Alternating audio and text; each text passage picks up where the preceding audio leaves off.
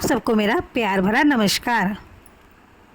आपने तो देखा ही होगा, किसी भी धार्मिक अनुष्ठान, पूजा, हवन, आरती या फिर विवाह हो या गृह प्रवेश, कुछ भी शुभ अवसर हो, शंख जरूर बजता है। तो चलिए जानते हैं शंख क्यों बजाया जाता है, कितनी बार बजाया जाता है। शंख के विषय में और कुछ धार्मिक बातें भी जानेंगे। चलिए जानते हैं। तो चलिए जानते हैं कि शंख कब बजाया जाता है। सुबह और शाम के समय शंख बजाना विशेष रूप से शुभ माना जाता है। धार्मिक अनुष्ठान, पूजा, हवन, आरती शुरू होने से पहले और उसके समाप्ति पर शंख बजाया जाता है। विवाह हो, गृह प्रवेश हो, शुभ अवसरों पर भी शंख बजाना शुभ माना जाता है।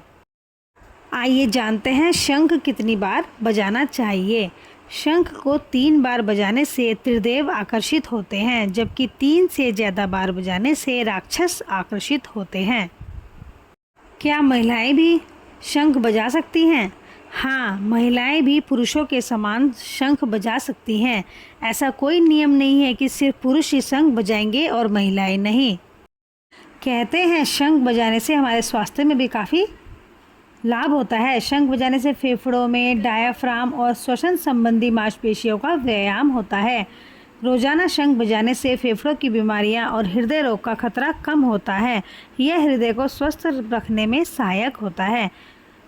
रोजाना शंख बजाने से जीवाणुओं का नाश होता है और वातावरण में शुद्धिकरण होती है।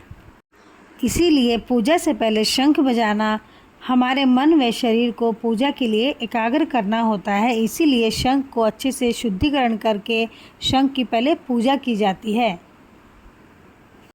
शंख की पूजा करना अत्यंत आवश्यक होता है, क्योंकि इसे पवित्र और शुभ माना जाता है। शंख को देवी लक्ष्मी का भाई माना जाता है और यह भगवान विष्णु को अत्यंत प्रिय है। शंख बजाने और घर में रखने से नकारात्मक ऊर्जा दूर होती है, सकारात्मकता बढ़ती है और घर में लक्ष्मी का वास होता है, जिससे मनोकामनाएं पूरी होती हैं और समृद्धि आती है। इसीलिए जहाँ पर शंख होता है उस घर में माता लक्ष्मी का वास होता है, उस घर में सकारात्मक ऊर्जा का वास होता है। शंख बजाने से देवता प्रसन्न होते हैं और भक्त की पुकार सुनकर उनकी मनोकामनाएं जल्द ही पूर्ण करते हैं। शंख बजाने से पापों से मुक्ति होती है और कष्टों से राहत मिलती है।